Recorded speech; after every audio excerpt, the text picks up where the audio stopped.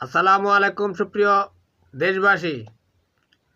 July August বিপ্লবী গণ অভ্যুত্থানে আহত খোকনচন্দ্র বর্মণের সেই বিধ্বস্ত বাংলাদেশের মানচিত্র হয়তো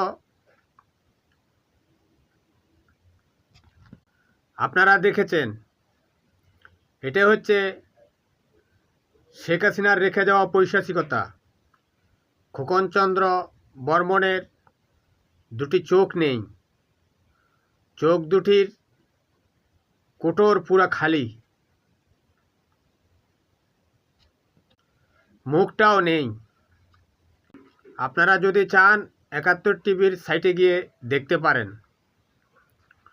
খোকনচন্দ্র বর্মণ তার সব কিছু উজাড় করে দিয়ে এই বাংলাদেশে শেখ হাসিনার পৈশাচিকতার চিহ্ন রেখে দিয়েছে।